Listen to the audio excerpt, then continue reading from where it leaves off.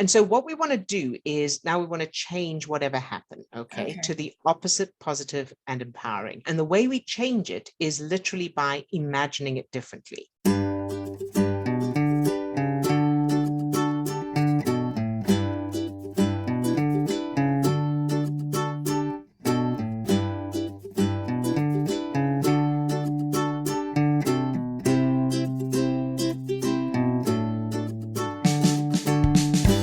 Hi, Odille.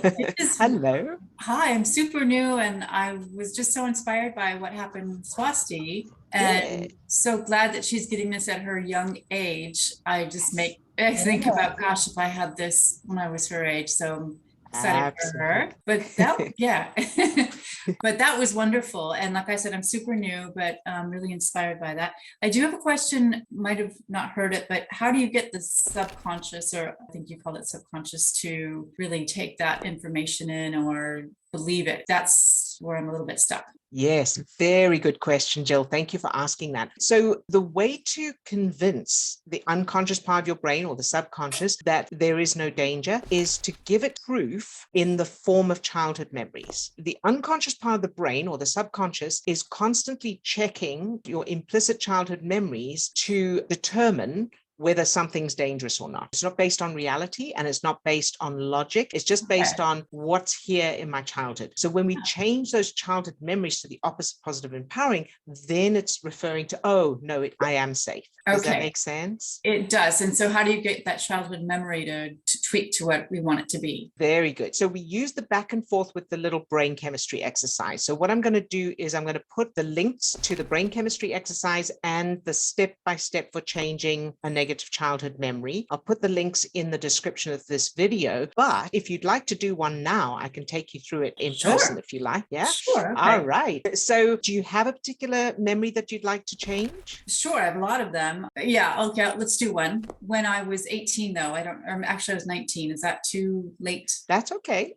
That's okay. So what we tend to do is try and go for the earlier ones first, if possible, because those are the roots of the weed, and then the others change automatically. But sometimes you can't remember earlier ones. Then I could remember an earlier one, but it's pretty intense. I don't know. Okay. Yeah. So we don't want to do anything too intense right now, just for the time scale. But let's do the 18-year-old one. Okay. So you were 18 years old, and can you give me, I can do this no content, can you give me a name for the memory? So it could be, shoes or airport. Field. Very good. All right. Let me ask you, what's your favorite color, Jill? Green. Green. Very good. And do you have a subject? So in other words, a person, animal, place, or activity that you love with no negative connotation. So no missing or longing or anything like that, but something that you just love.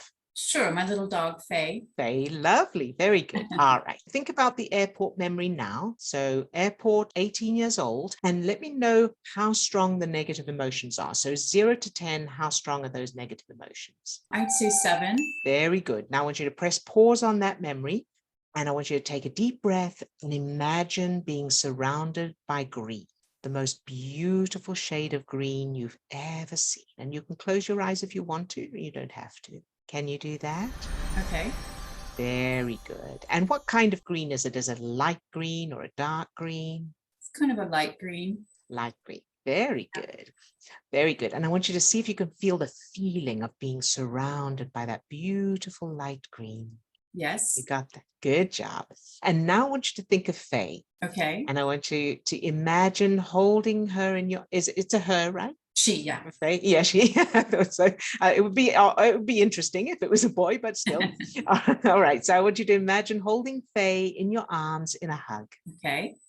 Good. And can you feel the feeling of love and connection between you? Good job. Now I want you to imagine that feeling of love and connection, wherever you feel it in you, in your chest or your solar plexus, as a ball of light or energy. Okay. And imagine that light or energy spreading all the way through your body, down to your toes, up to the top of your head, and out to your fingertips. So you're full of that light, that energy, that love. You got that? Mm-hmm. I do. Good job. So now press pause on that, back to the airport memory. So 18 years old at the airport, and the negative emotions were around a 7. Where are they now? Is it more? Is it less? Is it the same? I forgot to pause that. Good one. That's all right. That's fine. That's absolutely fine, because the Okay. aim is to bring those negative emotions down. So it's Yeah. absolutely fine. It's kind of hard to get in that space of the airport because I'm, in the nice. So That's right. That's the idea. yeah. So as you go to that airport memory now, what we want to do is we don't want to amp up those stress chemicals again, the negative feelings. We just want to notice what is there now. So what we're doing as we're doing this, as you thought of the airport memory in the first instance, your brain started producing these stress chemicals that create the negative emotions. And, the level of stress chemicals was at about a 7 for you. And then when you imagine pressing pause on that and you started thinking of the color and hugging Faye and all of that and the light, those connections between neurons in your brain started producing feel-good chemicals. So your brain switched off the stress chemicals tab and switched on the feel-good chemicals tab. So then when you press pause on that and you go back to the negative memory, now your system has feel-good chemicals in it. Yeah. So it's not as easy to feel those stress chemicals.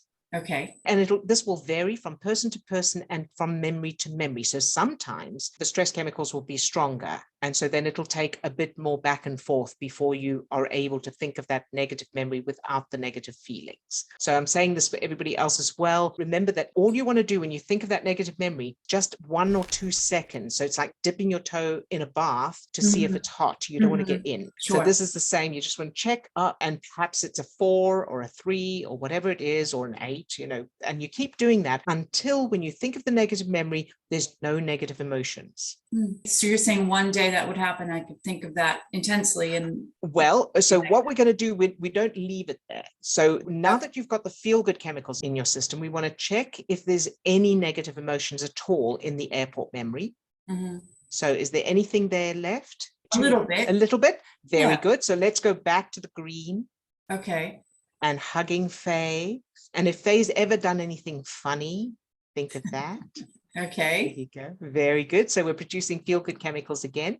Uh-huh. And then we press pause on that. And now we think of the airport memory again and any negative emotions left. So we want to keep doing this until when you think of the airport memory, there's no negative emotions. Yeah, there's still a wee bit. Yeah. Little bit. Come back to Faye and the green and how much you love Faye, everything you love about her, how cute she is. And the connection between you, how grateful you are for her. You got all that? Feeling good? Yeah. All right, press pause on that.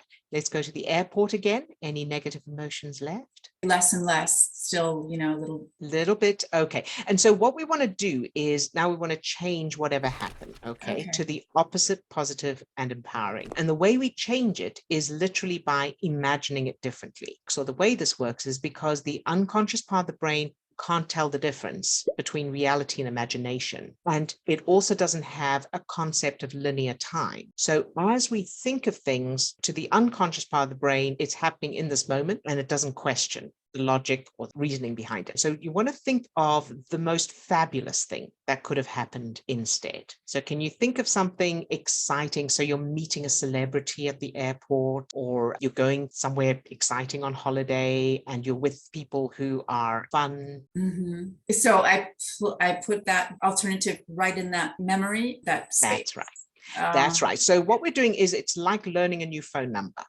So your brain has your phone number, and then you want to change your phone number, practice saying the new phone number, and eventually your brain replaces the old one with the new one. So it's like that. The thing that stops us from doing that is the negative emotions, the stress chemicals. So that's why we bring the stress chemicals down first, then reimagine the memory. And of course, bearing in mind, you'll always know what originally happened. Consciously, you'll always know what originally happened, but we're changing that information for the unconscious part of your brain, which will believe the new memory. Okay. All right. And so you want to create the new memory, amp up the feel-good feelings. So it's not enough because stress chemicals are stronger. The sense of survival mechanism is a lot stronger than the feel-good stuff because for survival, to keep us alive. So that's why it's, negative emotions are so much stronger and so difficult to pull yourself out of very often. Sure. Because they're keeping you alive. So you want to make it needs to be amazing, not just okay.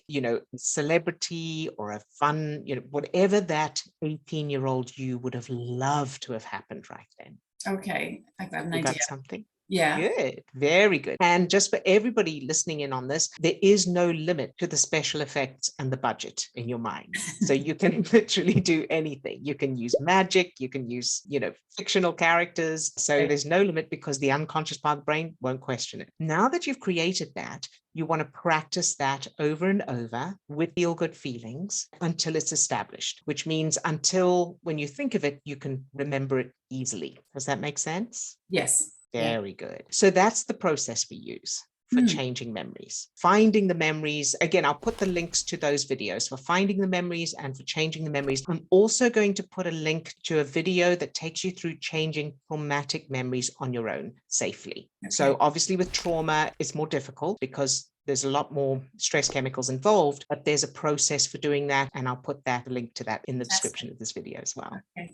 Thank you. All right. And you're very welcome, Jill. Any other questions for now? No, it's just very generous of you to do this. So appreciate it. Of course, no problem at all. You're very, very welcome, Jill. Thank you. Pamela, hello. Just one question with the exercise with Jill. If I did something like that, can you take like a good memory, whoever the problematic person is in your life, and use that in it? Even though it's part of that person's, because I know of a very good one of my mother that was very funny and I was very proud of it. And it was in an airport too. So anyway, it had me remember that. So I'd like your thoughts on that. Yeah. Yes, of course. Thank you for the question. So you can do that. Absolutely. The tricky bit can be that depending on how strong negative emotions are in the old memory, your brain can connect that and taint. Okay. That's interesting. The good memory. So you just want to keep an eye on that. You've got to make sure that feel-good chemicals in the good memory are really strong, and you're literally just dipping, well, not literally, but just effectively just dipping your toe into the negative memory so that you're not bringing the negative across. Very good. Thank you, Pamela, for the question. Okay. All right, everybody. So thank you so much to all those who asked questions. It helps so many others as well. So I really appreciate it. And I will see you same time, same place next time. Lots of love to all of you. Bye-bye.